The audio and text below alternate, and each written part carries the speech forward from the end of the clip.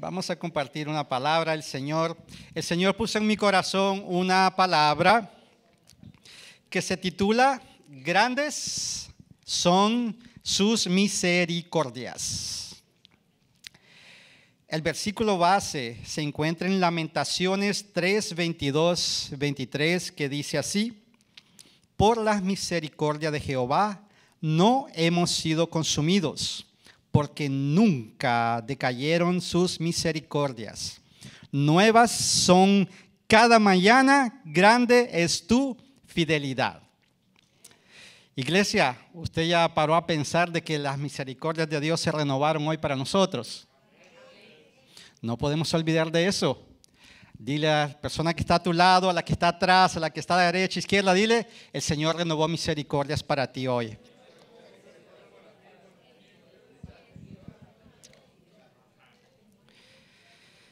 ¿Qué significado tan grande tiene eso? Vamos a hablar un poquito de eso esta noche, porque el Señor, cuando yo oigo la palabra misericordia, yo siempre pienso en segundas oportunidades. Y el Señor a mí me ha dado más de una oportunidad y me sigue dando. Él nos da un segundo chance. Muchas veces cuando nos equivocamos, cuando hacemos cosas que no convienen, cuando nos rebelamos, cuando andamos siguiendo nuestros propios deseos, ahí muchas veces caemos en un hueco profundo, un hueco que a veces se vuelve oscuro, que no sabemos cómo salir, Somos víctimas de nuestros propios errores. Pero ¿sabe lo lindo? Que muchas veces en ese hueco profundo, hasta ahí llega la mano del Señor. Y me levanta, y me da dirección, y me perdona, y me pone vestiduras nuevas. Eso es lindo, iglesia. Eso es lindo porque eso Él lo hace sin que nosotros merezcamos nada. Nada. No es por lo mucho que yo haga, por mucho que yo procure mantenerme en la línea, cumpliendo su palabra, pero soy pecador, somos pecadores y fallamos día tras día tras día. Pero el Señor a cada mañana nos dice: segunda oportunidad. Yo te doy una segunda oportunidad para que enmiendes tus caminos, para que desarrolles arrepentimiento en tu corazón y vengas en pos de mí, no lejos de mí, pero en pos de mí. Porque ¿sabe cuál es mi tendencia, iglesia? Cuando yo peco, es alejarme de Dios. Mi tendencia humana es esconderme, es huir. Pero Dios me dice: no, todo lo contrario, búscame. Búscame, porque aquí conmigo es que hallarás reposo. Aquí conmigo es donde vamos a reconciliarnos. Aquí conmigo es donde vamos a descubrir qué te llevó allí. Y te voy a sanar, te voy a curar, te voy a restaurar. ¿No es un Dios lindo, iglesia? Ustedes ya han experimentado la misericordia del Señor. ¿Alguna vez ustedes se vieron en ese hueco oscuro que solo la mano de Dios podía sacarnos de ahí? La palabra misericordia en la Biblia está repleta, llena de esa palabra. Antiguo Testamento, Nuevo Testamento, los profetas, los hechos de los apóstoles, en todo donde nosotros leamos la misericordia y la gracia de Dios.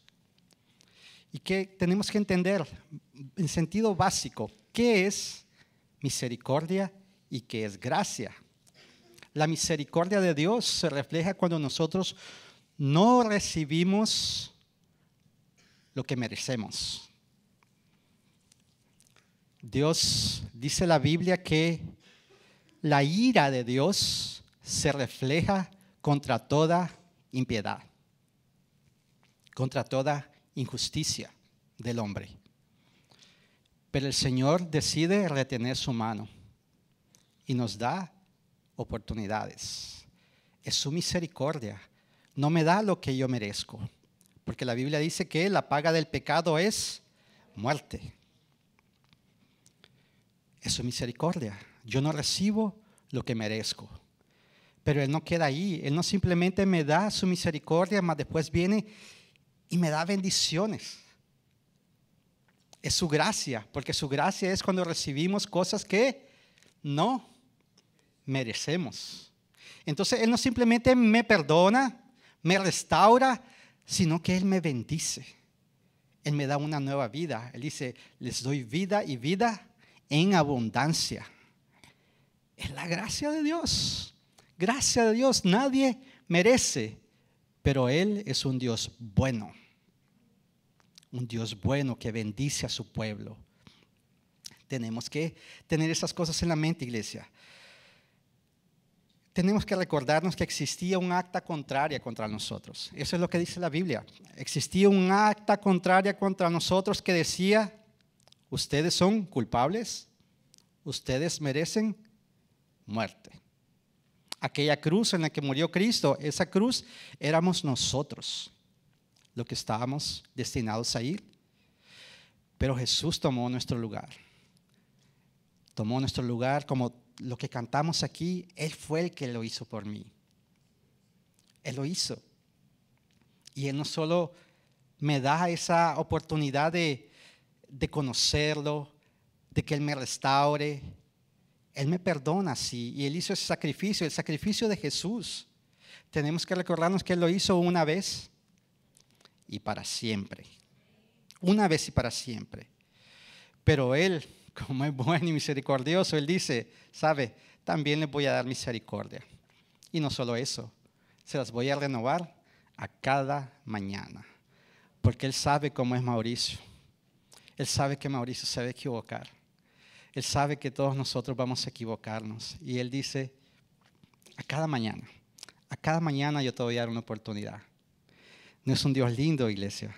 Grandes son sus misericordias. Lo más impactante, que Dios no demuestra su gran misericordia para con nosotros solamente entregando a su único Hijo, lo cual dice la palabra, como les dije, hecho una vez y para siempre. Pero Dios en su soberanía decide renovar esa misericordia a cada mañana. Tenemos que correr a los brazos de papá. Es ahí donde tenemos que ir. Cada vez que erremos, cada vez que caigamos, cada vez que tropecemos, es a los brazos de papá que tenemos que ir. Allí donde vamos a encontrar el oportuno socorro. En el trono, adelante del trono de la gracia. Mire lo que dice Primera de Juan 2:1. Hijitos míos, estas cosas os escribo para que no pequéis. Y si alguno hubiere pecado, abogado tenemos para con el Padre a Jesucristo el justo. Tenemos un representante ante el Padre. Tenemos un abogado ante el Padre. Cada vez que nosotros erremos, no estamos solos, no estamos desamparados. Tenemos a alguien que intercede por nosotros. Jesucristo el justo. Segunda de Pedro 3:9. El Señor no retarda su promesa, según algunos la tienen por tardanza, sino que es paciente para con nosotros, no queriendo que ninguno perezca, sino que todos procedan al arrepentimiento. Paciente el Señor. ¿Pero para qué? Para que nosotros busquemos el arrepentimiento. Para entender un poco más de esto, iglesia, vamos a entrar un poquito en lo que es el contexto de nuestro versículo base. El versículo base dice así: por la misericordia de Jehová no hemos sido consumidos, porque nunca decayeron sus misericordias. Nuevas son cada mañana, grande es tu fidelidad. Vamos a entrar un poquito en el contexto de esto. ¿Quién escribió esto? Jeremías lo escribió. El profeta Jeremías en el libro de Lamentaciones. Y como es obvio, en el libro de Lamentaciones, ¿qué es lo que vamos a encontrar? Lamento, lloro, dolor. Ese era el contexto de ese libro. Jeremías estaba sufriendo, estaba con dolor por lo que el pueblo estaba cosechando. Dios llamó a Jeremías para exhortar al pueblo de Israel una y otra vez. Vuélvanse a mí, le decía el Señor. Dejen esos ídolos. No se mezclen con esas naciones. Busquen, vengan a mí. Una y otra vez Jeremías fue usado para llevar palabra de exhortación, pero el pueblo no escuchó. El pueblo no escuchó. Y después ese pueblo fue desterrado y fue enviado a la tierra de Babilonia. Allí en Babilonia, viviendo una vida reprimida por ese reinado, donde ellos no podían practicar sus costumbres, estaban subyugados, pero recogiendo de lo que ellos habían sembrado. Y eso a Jeremías le causaba dolor. Dolor, y decía: Dios, nosotros pecamos. En todo el libro usted puede ver eso. Jeremías diciendo: pecamos, te fallamos, no te escuchamos. Tú nos exhortaste, tú nos diste chance, pero nosotros te dimos la espalda. Nosotros nos volvimos ante esos ídolos, contra esos, nos fuimos en pos de esos dioses ajenos. Y en medio de todo ese lamento, el Espíritu Santo de Dios usa al profeta para decir: pero ¿sabes qué, Dios? Yo reconozco que grandes son tus misericordias. Y no solo ahí, yo creo que tú las renuevas a cada mañana. Eso es lo grandioso que Dios tiene. Jeremías, en medio de su dolor, él reconoce: pero yo sirvo a un Dios bueno.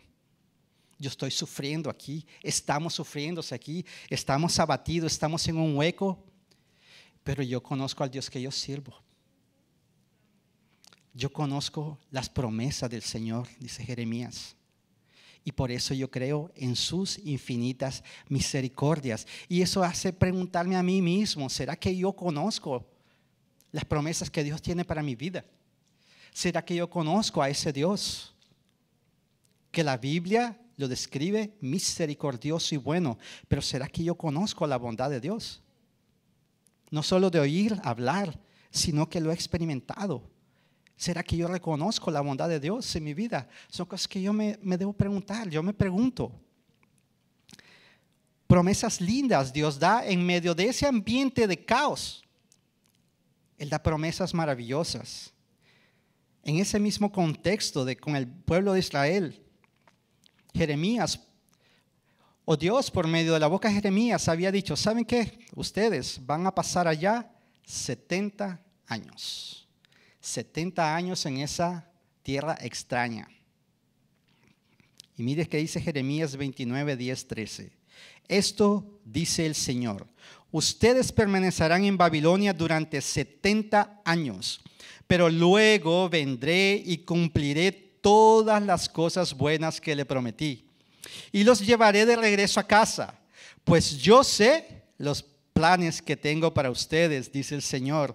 Son planes para lo bueno y no para lo malo, para darles un futuro y una esperanza.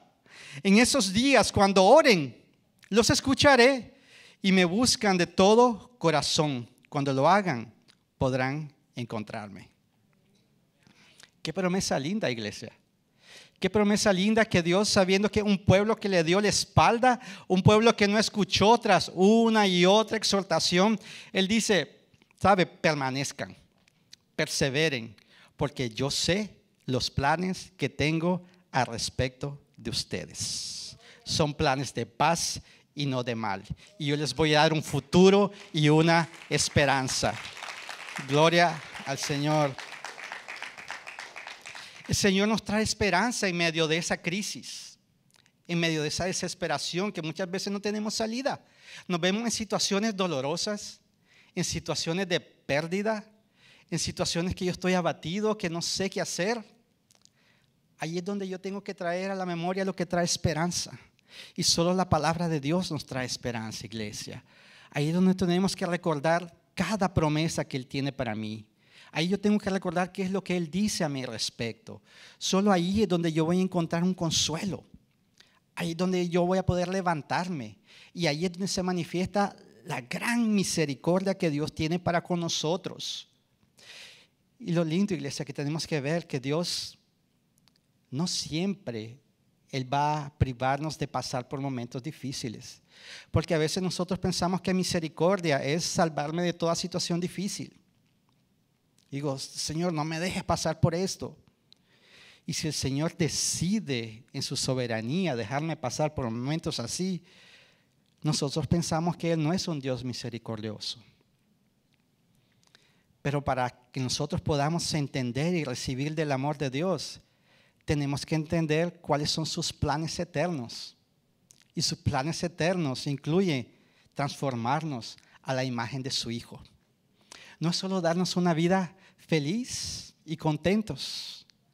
Tener un fin como dice al final de los cuentos, colorín colorado, este cuento se ha acabado y todos fueron a vivir felices para siempre, ¿no?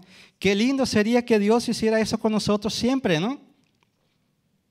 Pero no, a veces Dios permite que pasemos por momentos apretados, por momentos difíciles, por momentos de aflicción, por momentos que nos sentimos traicionados, que nos sentimos abandonados.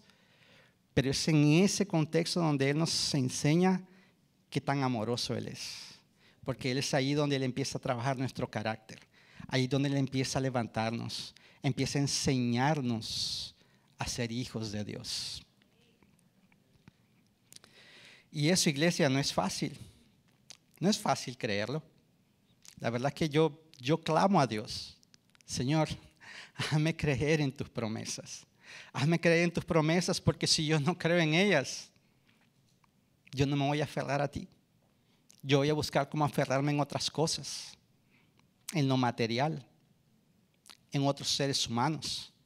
Yo necesito creer en la palabra de Dios. Tenemos que recordar que Dios hizo a nuestro favor, iglesia. Creo que yo estaba ahí escuchando las alabanzas que trajeron hoy los hermanos. Y cada una de esas alabanzas hablaba de la gracia y la misericordia del Señor. Dios nos dio vida. Efesios 2, 4, 6 dice así: pero Dios, que es rico en misericordia, por su gran amor con que nos amó, aun estando nosotros muertos en pecado, nos dio vida juntamente con Cristo. Por gracia sos salvo. Y juntamente con Él nos resucitó y asimismo nos hizo sentar en los lugares celestiales con Cristo Jesús. Él nos dio vida. Él también nos hizo su pueblo. Primera de Pedro 2:10. Vosotros en otro tiempo no erais pueblo, pero que ahora sois pueblo de Dios, que en otro tiempo no habías alcanzado misericordia, pero ahora habéis alcanzado misericordia. Él nos hizo su pueblo, nos hizo su familia. Él también nos hizo renacer y nos dio esperanza. ¿Qué es esperanza, iglesia? ¿Será que es regocijarme en lo que yo ya veo? ¿En lo que yo ya estoy seguro que voy a recibir? No, es algo que está allá. Y yo creo por fe. Esa esperanza en Dios es la que nos sostiene. En Hebreos es llamada el ancla de nuestras almas. Es ahí donde nos aferramos en medio de cada tormenta, que nos sostiene firmes. Viene tormenta, estamos firmes. Viene bonanza, estamos firmes.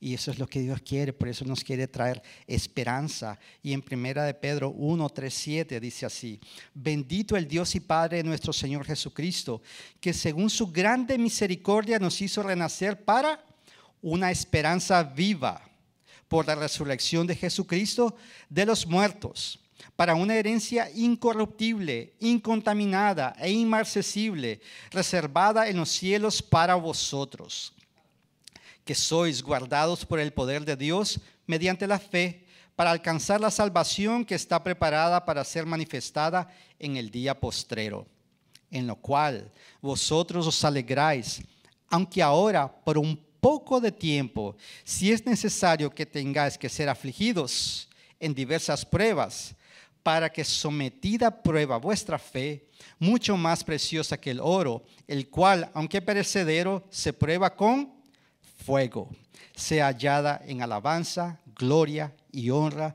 cuando sea manifestado Jesucristo.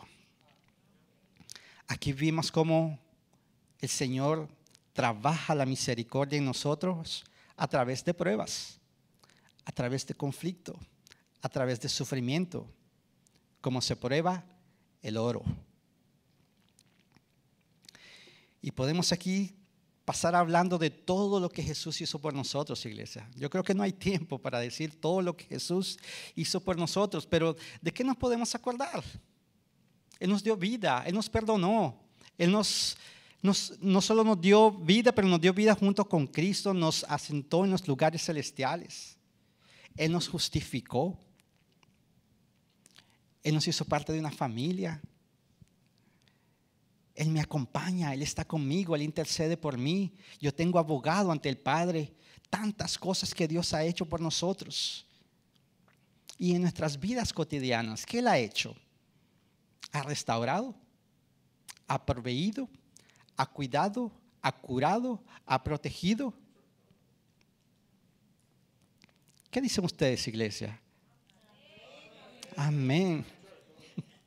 ¿Qué no ha hecho el Señor en nuestras vidas, no? Hay muchas cosas por las que nosotros le tenemos que dar gloria y alabanza a Él. Cuando yo reconozco todo lo que Dios ha hecho por mí, es donde yo siento hacer mías las palabras que el salmista escribió en Salmo 136:1. Y él escribió así: alabad a Jehová porque Él es bueno, porque para siempre es su misericordia. Vamos a leer eso en la primera persona, iglesia, y decir así: alabo yo a Jehová porque Él es bueno, porque para siempre es su misericordia. No podemos olvidarnos de eso, iglesia. Él es misericordioso, Él es bueno con nosotros. Él es un Dios, no hay descripción. Porque yo nunca voy a merecer todo eso que Él tiene disponible para mí. Nunca. Y yo veo todo lo que Él me ha dado a mí. Me ha dado familia. No solo la familia, mi esposa, mi hija, pero la familia que yo tengo aquí con ustedes. La familia de Cristo. Todas las bendiciones que Él me da. Todo eso uno lo pone en una balanza y dice: wow, Señor, ¿qué yo hice para merecer esto? Yo no hice nada. Todo lo contrario, me equivoqué tanto. Me equivoco tanto que yo digo: ¿de dónde? ¿De dónde, Señor? ¿De dónde y por qué? La única respuesta que yo puedo encontrar es que porque grandes son sus misericordias. Entonces la pregunta es: ¿qué yo hago con todo eso? ¿Qué yo hago con todo lo que Dios me ha dado? Con todo lo que Dios me ha regalado por su gracia y misericordia. ¿Cuál debe ser mi postura? ¿Cuál debe ser mi acción? ¿Cuál debe ser mi actitud? ¿Qué yo debo hacer con todo eso? Yo debo preguntarme eso y yo creo que esa debe ser la pregunta de todos nosotros. ¿Qué hacemos ahora, Señor? Pero como Él es misericordioso, Él lo deja claro en su palabra. Él lo deja claro en su palabra. Mire lo que dice Romanos 12, del 1 al 2. Así que, hermanos, os ruego, ¿por qué? Por las misericordias de Dios, que presentéis vuestros cuerpos en sacrificio vivo, santo, agradable a Dios, que es vuestro culto racional. No os conforméis a este siglo, sino transformaos por medio de la renovación de vuestro entendimiento, para que comprobéis cuál sea la voluntad de Dios, agradable y perfecta. ¿Está claro o no está claro, iglesia? Lo que el Señor espera de nosotros en vista de tanta misericordia. Y es que este pasaje, iglesia, Romanos 12, y si nosotros leemos el contexto, leemos los primeros capítulos de Romanos, ¿qué es lo que vamos a encontrar ahí? La descripción de la misericordia y gracia de Dios. Es lo que vemos ahí. Como Él, a pesar de nuestra condición pecaminosa, Él nos perdona, Él nos redime, nos redime, Él nos justifica, Él nos da una nueva vida, Él nos da el Espíritu Santo. Él reconoce la lucha interna que tenemos nosotros, pero Él dice, por medio del Espíritu Santo tú vas a vencer. Y todo eso uno lo lee en todo lo que es Romanos del 1 al 11, y en el capítulo 12 Él dice, hermanos, en vista de todo eso que Dios ha hecho por ustedes, yo les ruego, dice Él. Él no da una sugerencia. Pablo dice, yo les ruego que se entreguen como sacrificio vivo, santo, agradable a Dios. Y no se queda ahí. Él dice, y también ustedes tienen que renovar su mente para no amoldarse a este mundo. Entonces vamos a hablar un poquito de esas dos cosas. Primero, entregarnos por completo. Esa entrega la debemos hacer ahora. Yo la hago porque yo entiendo ahora todo lo que yo recibí. Por eso dice la Biblia que es un culto racional. No es simplemente porque debo hacerlo. No es simplemente por hacerlo porque sí. No es hacerlo de una manera como lo hacían los fariseos. Los fariseos trataban de hacer las cosas buenas, pero ni sabían por qué. Un culto racional. Yo entiendo qué fue lo que Dios hizo por mí. Yo entiendo la obra de Jesús por mí en la cruz. Yo entiendo lo que Él hizo por mí al resucitar. ¿Qué todo eso significa para mí? Como yo entiendo eso, yo digo, Señor, ahora solo me resta entregarme a ti. Aquí estoy. Haz lo que tú quieras. Oriéntame, guíame, dime qué hago. Entonces yo hago esa entrega. Pero Él dice, entreguen sus cuerpos. Y cuando dice su cuerpo, le está hablando de mi cuerpo. Porque si no, Él hablaría de mi corazón. Él dice, entreguen sus cuerpos. ¿Por qué? Porque con mi cuerpo, Él espera que yo sea de adoración para Él, sea de alabanza para Él. Todo aquello que mis manos tocan y hacen, tiene que ser de alabanza para Dios. Todo lo que mis labios mencionan, tiene que ser de gloria y alabanza para Dios. Donde yo permita que mis pies me lleven, tiene que ser lugares donde haya gloria y alabanza para Dios. Todo lo que incluye mi cuerpo, mi sexualidad, tiene que ser de gloria y alabanza para Dios. Por eso es que Él dice, entreguen sus cuerpos en sacrificio santo y agradable al Señor. Esa entrega la tenemos que hacer, iglesia, porque yo tengo que entender también que yo ya no me pertenezco a mí mismo. Yo no me pertenezco a mí mismo. Yo le pertenezco a Cristo. Como le pertenezco a Cristo, yo debo aprender a andar como Él anduvo. Él anduvo en amor, primeramente. Efesios 5:2 nos dice así, y andad en amor, como también Cristo nos amó y se entregó a sí mismo por nosotros, ofrenda y sacrificio a Dios en olor fragante.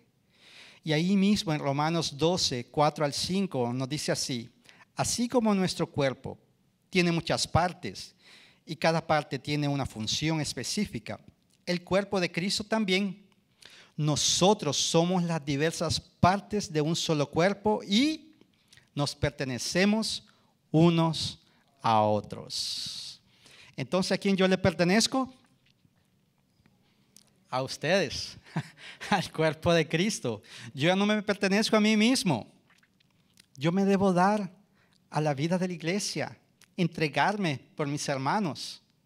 Es lo que la palabra nos está diciendo ahí. Yo soy miembro del cuerpo de Cristo, ya no me pertenezco.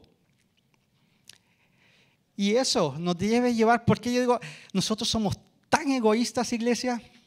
Yo soy egoísta en naturaleza. Yo quiero lo mío, lo que a mí me agrada. Cuidar que mi casita, mi familia, mi trabajito, las cositas que yo quiero, gozando de todo eso. Pero Dios quiere sacarme de allí. Eso es bueno y son bendiciones de Dios que hay que disfrutarlas. Pero el Señor quiere sacarme de ahí, que yo tenga una visión amplia, que empiece a ver qué es lo que necesita el hermano, qué yo puedo hacer por mi hermano, porque ya no me pertenezco, le pertenezco a ellos, a ustedes, a mis hermanos. Y eso no es fácil hacerlo. No es fácil porque, como yo les decía, yo en naturaleza yo soy egoísta. Si yo estoy bien, bueno, allá los demás, ¿no? Pero el Señor quiere sacarnos de ese lugar. Y solo la misericordia del Señor para sacarnos de ese lugar. Amén. Los vi un poquito calladitos ahí, ¿no? Con eso. Y esas cosas que el Señor quiere hacer conmigo, ¿dónde yo las practico? ¿Cuál es el lugar donde yo tengo que ejercer todo eso? Es aquí en el cuerpo, es aquí. No es encerrado en mi casa, es aquí. ¿Por qué? Porque todo eso Dios lo hizo para que se expresara en nuestras relaciones. La vida cristiana es una vida de relaciones. Ahí donde se va a reflejar la misericordia, el amor, la bondad. Todo eso es aquí entre nosotros. Y eso es un estilo de vida. No solo son palabras vanas, es un estilo de vida. Y eso se practica en el día a día, practicando él vida con vida. Poniendo en práctica el amor y la misericordia.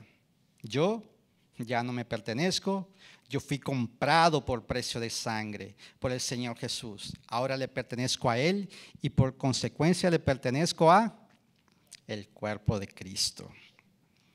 Tenemos que arrepentirnos de nuestro egoísmo, iglesia. Egoísmo, egocentrismo. Eso nos vuelve soberbios, nos vuelve vanidosos, nos crea una autosuficiencia. Y el Señor quiere sacarnos de ahí.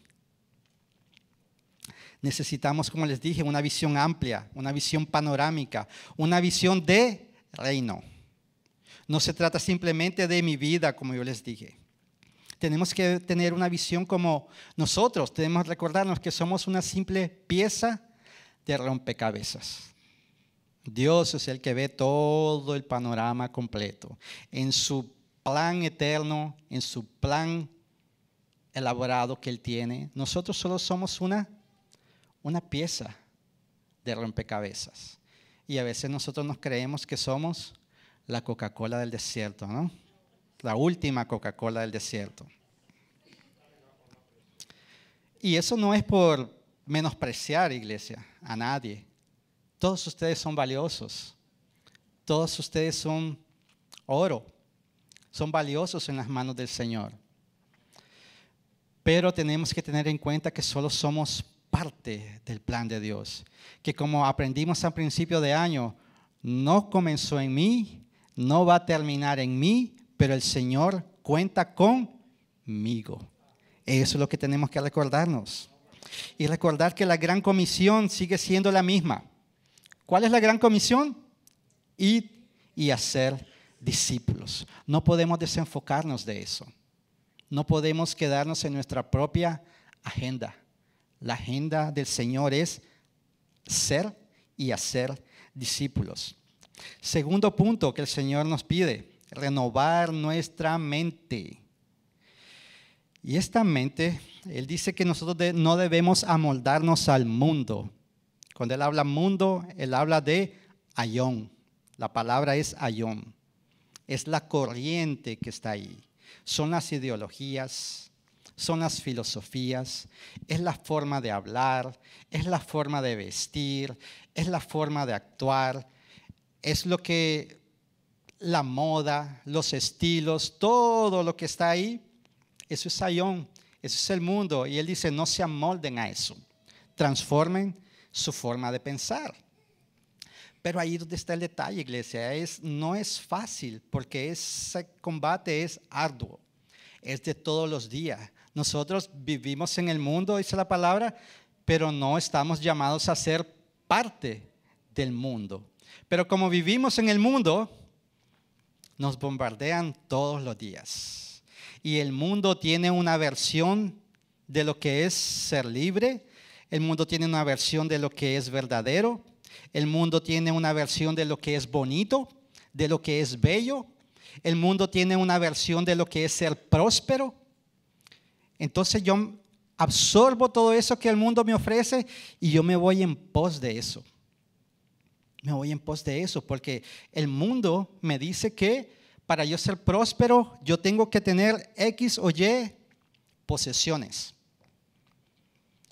Y a veces me dice que no es solo tener X o Y posesiones, ya es X o Y más Z posesiones. Porque ya no es solo tener esas posesiones, sino la cantidad de posesiones que yo debo tener.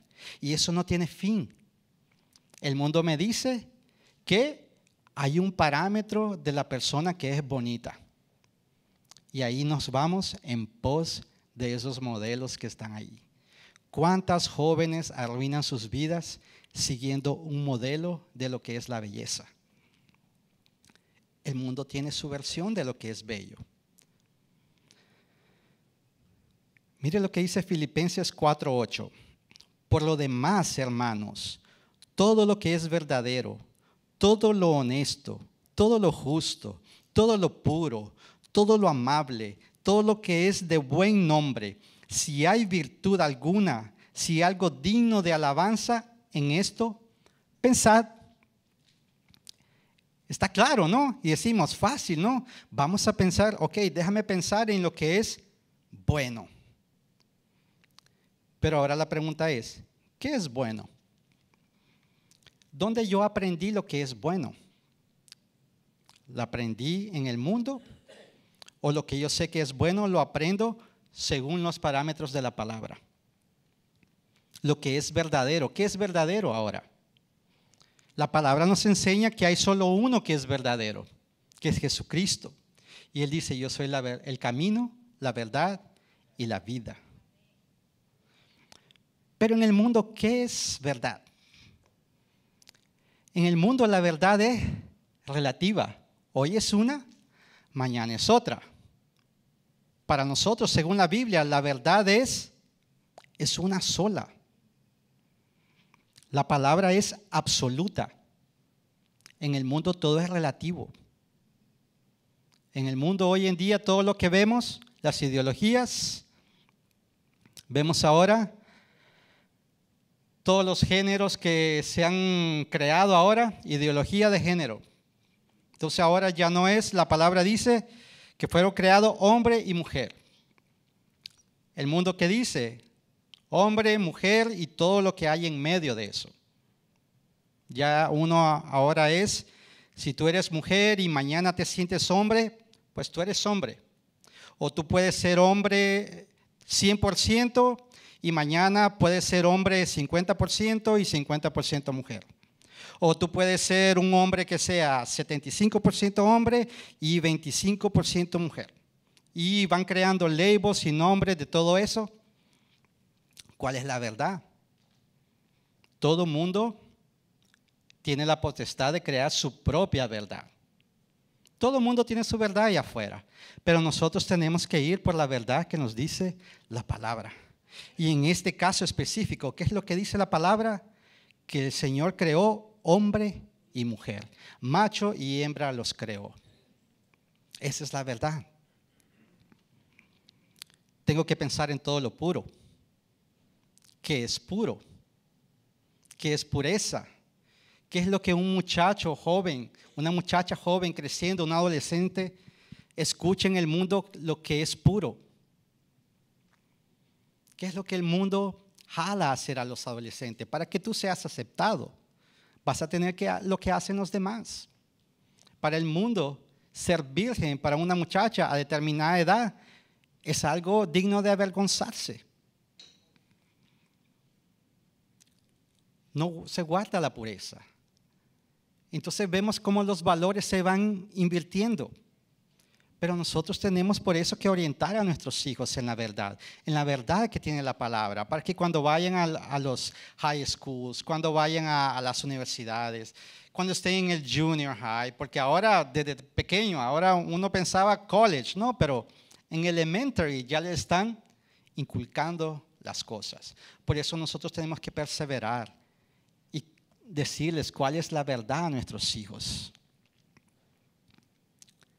Todo esto requiere que yo renueve mi mente. Interesante, iglesia, que Romanos 12 empieza diciéndonos que tenemos que renovar nuestra mente para comprobar que la buena voluntad de Dios, que es perfecta y agradable. ¿De qué voluntad Él se está refiriendo aquí? Porque Dios es soberano.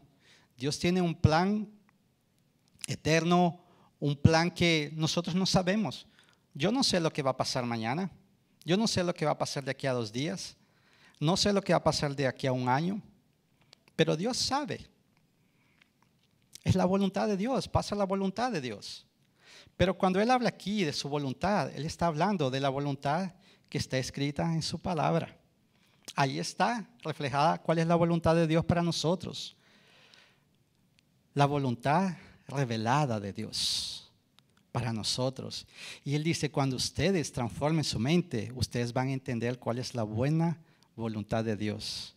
Van a descubrir que es buena, que es agradable, que es perfecta. Ahí van a descubrir que sus mandamientos no son gravosos. Ahí van a descubrir que, como el salmista escribía, tus palabras son lámparas para mis pies.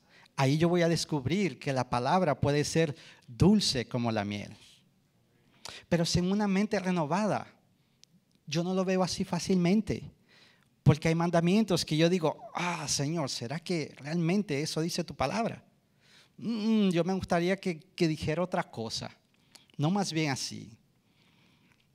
Entrégate, marido, a tu esposa como Cristo amó a la iglesia. Ahí yo digo, Señor, ¿estás seguro que tú dijiste eso? No le puedes dar un cambio a eso. No es dulce a nuestro paladar el mandamiento, sin una mente renovada. Pero cuando renovamos nuestra mente, cuando empezamos a pensar como el Señor piensa, allí las cosas cambian. Ahí yo me entrego, ahí yo obedezco. Y ahí nosotros vemos el mover de Dios en nuestras casas, en nuestro ambiente, con nuestros hijos. Iglesia, aquí mismo en las relaciones con nosotros. Yo pensaba en una cosa, mientras meditaba en esta palabra, el Señor dice, como decía ahí el versículo, Él renueva sus misericordias a cada mañana. Y eso me vino y yo me hice una pregunta. ¿A cada cuánto yo renuevo mis misericordias para mi hermano? ¿A cada cuánto? ¿A cada día? ¿A cada semana? ¿A cada mes? ¿A cada año? ¿Cada cuánto tiempo yo estoy dispuesto a renovar las misericordias para mi cónyuge? Las esposas, ¿a cada cuánto tiempo tú le renuevas misericordias a tu esposo? O tu esposo, ¿a cada cuánto tú le renuevas las misericordias a tu esposa? Yo creo que por ahí podremos escuchar respuestas como hasta que se arrodille y me pida perdón.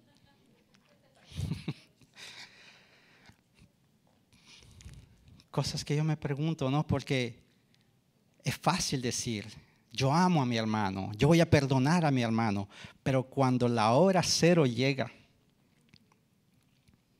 ahí yo retengo la misericordia y yo empiezo a justificar mi dolor, a justificar lo que yo siento, mi ira, mi enojo, el sentimiento de injusticia, de ser injusticiado, y ahí yo retengo la misericordia.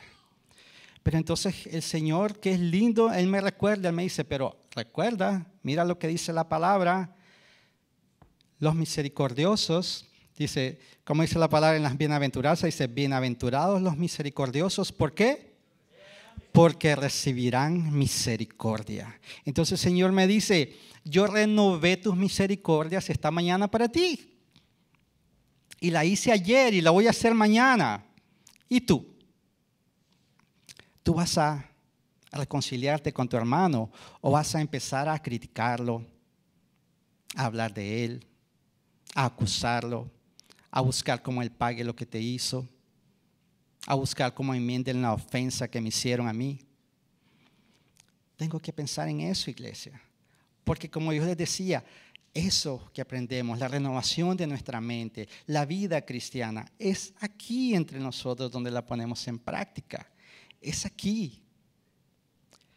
Ahí mismo en Romanos, si no va a haber tiempo de leerlo todo, pero si usted lee ahí en el capítulo de Romanos, él nos da un parámetro de cómo la vida cristiana debe ser. Y él empieza diciendo, ustedes no tienen que tener una idea de sí mismo más allá de lo que debe ser. Él empieza diciendo, no sean altivos, no sean aquellos que se creen. Tiene que ser algo con cordura. Y después yo veo que él dice ahí también que su amor no sea fingido.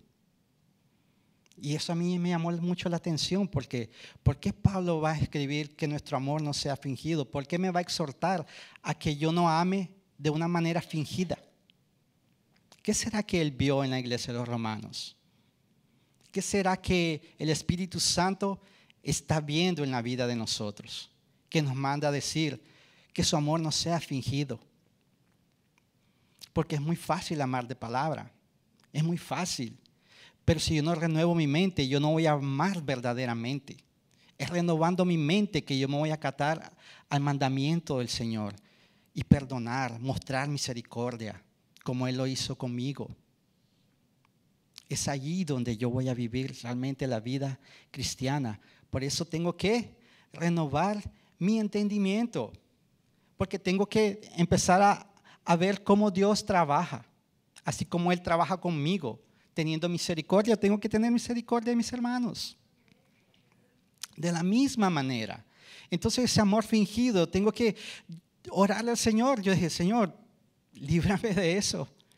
Líbrame de amar fingidamente. Porque cuando yo veo que lo que dice la palabra del amor en Corintios, Él dice que no busca lo suyo. Y yo muchas veces hago todo lo contrario, buscando lo mío, buscando mi recompensa, buscando que me remuneren de aquello que yo perdí, que me den lo que yo perdí, que me pidan perdón, buscando lo mío. Pero ese no es el amor al que el Señor nos llama. Él dice, el amor no busca lo suyo. El amor no se envanece. Entonces, iglesia, es tiempo de renovar nuestra mente. Así que dile ahí al que está ahí a tu lado, renueva tu mente.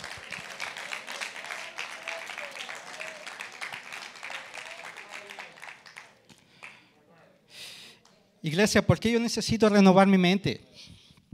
Necesito entender cómo Dios trabaja en nuestras vidas. Y como yo les decía cuando hablamos de Jeremías, el contexto, todo lo que estaba pasando ahí, a veces pasamos por momentos de dolor. Y solo una mente renovada va a poder pasar victoriosamente por un momento así. Momentos difíciles, de angustia. Ahí yo empiezo a renovar mi mente, a pensar como Cristo piensa, a decir, yo sé a quién yo sirvo. Yo sé quién prometió, yo sé que Él no es hombre para mentir, yo sé que Él va a cumplir. Y ahí es donde Él me mantiene en su misericordia. Es ahí donde Él llena mi corazón de esperanza. Pero necesito renovar mi mente, creer en lo que Él dice. Porque Él dice que el Evangelio es poder de Dios. Ahí todo el mundo dice, amén, hay poder de Dios. Pero ahí no se queda. Él dice, es poder de Dios para aquel que cree. Ahí está el detalle, iglesia, que no creemos muchas veces. Entonces, para que el Evangelio en nuestras manos sea poder de Dios, yo tengo que andar en fe, creer lo que Él dice. Y cuando yo creo, cuando yo soy un hombre, una mujer de Dios, que cree en las palabras, las promesas del Señor, allí yo empiezo a andar con una mente renovada. Una mente que no se abate por cualquier cosa que pase. Si viene pandemia, estoy firme. Si la pandemia empieza a cesar, yo estoy firme. Después viene que dicen que viene una vacuna. Ahí yo me siento, wow, la vacuna, qué alegre que estamos aquí. Pero después dice, la vacuna no sirve. Ahí de nuevo nos empezamos a decaer. Ahí dice, no, pero es que ahora viene otra vacuna, ahora viene un booster. Ahí yo digo, wow. Pero después dice, es que ahí viene Z, y ahí viene beta, y ahí viene no sé cuántos. Y estamos ahí un roller coaster, ¿no? Un roller coaster. El Señor no quiere que estemos así. Pero vuelvo y reitero, para que nosotros no andemos en esas cosas, necesitamos de una mente renovada. Creer en las promesas del Señor. Voy a entrar en la conclusión. Quería llamar aquí a los hermanos de la alabanza.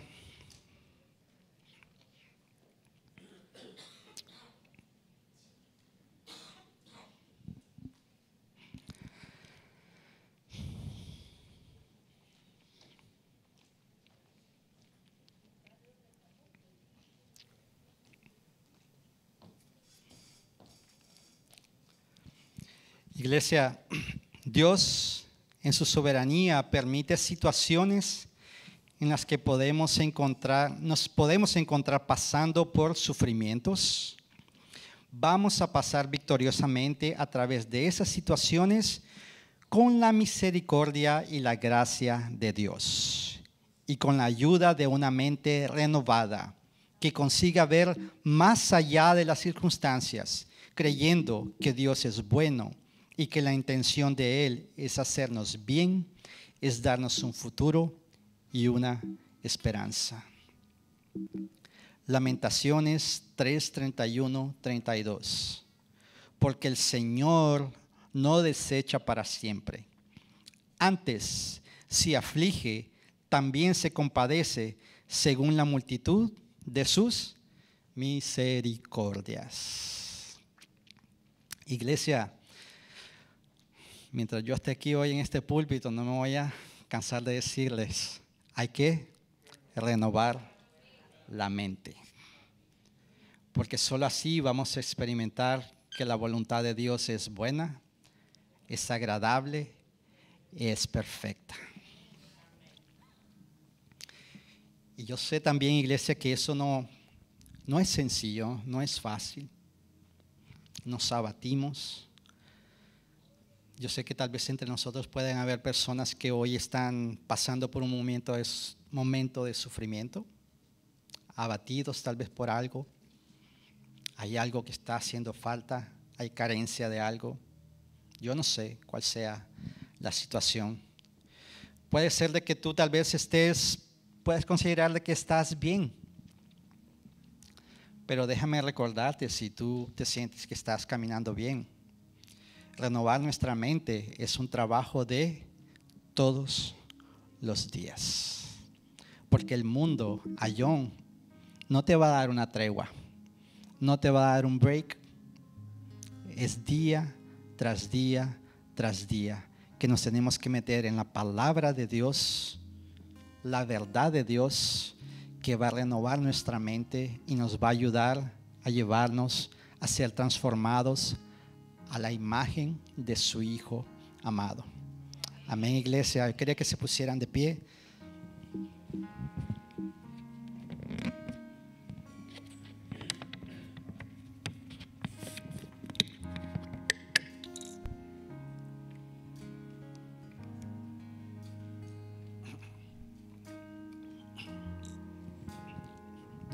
Yo quería hacer una oración. Como yo les decía, puede ser que haya aquí entre nosotros personas que están pasando por sufrimiento, pasando por momentos de dolor, de incertidumbre.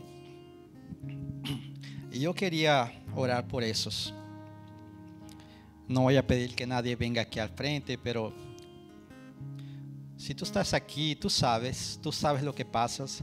Si tú estás ahí también viéndonos por las redes sociales, tú sabes y el Señor sabe. El Señor sabe quién tú eres. Él sabe exactamente lo que tú pasas. Él sabe exactamente lo que hay en tu corazón. Él sabe. Tú le importas. Tú eres importante para Él. Padre, en el nombre de Jesús, yo te pido, Padre amado, por aquellos que están pasando por momentos de sufrimiento o tal vez pérdidas, Señor, yo no sé. Yo te pido en el nombre poderoso de Jesús, Señor, que despliegues sobre ellos tus infinitas misericordias, Señor. Que ellos puedan aferrarse a ti en tu bondad, en tu infinita gracia y misericordia. Que ellos puedan agarrarse de ti, Señor, mediante el ancla que trae lo que es tener esperanza en ti, Señor. Derrama esperanza en sus corazones, Señor. Tu palabra dice, Señor, que la prueba produce en nosotros paciencia, Señor. Que mediante aprendemos a ser pacientes, tú vas moldando nuestro carácter, Señor. Y que cuando tú trabajas en nuestro carácter, Señor, tú llenas nuestros corazones de esperanza.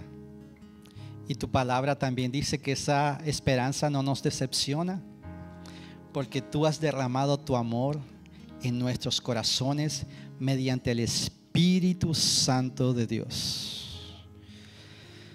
Espíritu Santo de Dios, te pedimos que vengas a tocar cada corazón abatido, cada corazón angustiado, cada corazón en sufrimiento. Ven a derramar de tu amor, Señor. Ven a derramar tu esperanza. Ven a derramar. Ven a abrazar a cada alma abatida. Ustedes no están solos. El Dios Todopoderoso, que es rico en misericordia, está contigo. Él tiene sus ojos puestos sobre ti. Y Él te va a levantar. Él te va a levantar. Él te va a transformar. Y va a hacer que todos sus planes se cumplan. Todos los planes que Él tiene para tu respecto. Esos planes de paz y no de mal. Él los va a cumplir. Porque no hay nada ni nadie que frustre los planes de Dios. En el nombre de Jesús. Padre, también yo quiero orar, Señor, por la iglesia en general, Señor. Yo me incluyo, Señor. Que tú vengas a ayudarnos, Señor, a renovar nuestro entendimiento, Señor. Día tras día, Señor. Ayúdanos a perseverar, Señor. Ayúdanos a no acomodarnos, Señor. Inquiétanos, Señor. Inquiétanos. Crea en nosotros, Señor, hambre y sed de justicia, Padre. En el nombre poderoso de Jesús, Señor, que podamos sumergirnos en tu palabra, Señor. En el nombre de Jesús, Señor, que no nos cansemos de buscarte de día, de noche, a la hora que sea, Señor. En el nombre de Jesús, Padre, ayúdanos a cambiar nuestro entendimiento para que podamos entender y regocijarnos en tu palabra y experimentar que ella es buena, que tu voluntad es buena, que es perfecta y es agradable. Gracias te damos, Padre, en el nombre poderoso de Jesús. Y el pueblo de Dios dice: amén.